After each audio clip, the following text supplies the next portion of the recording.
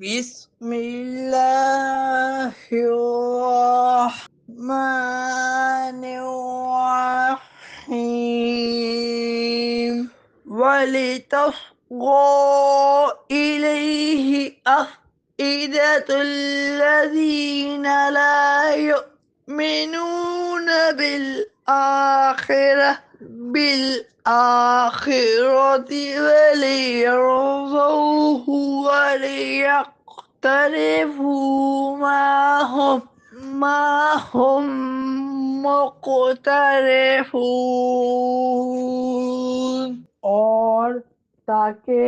آخرت پر ایمان نہ لانے والوں کے دل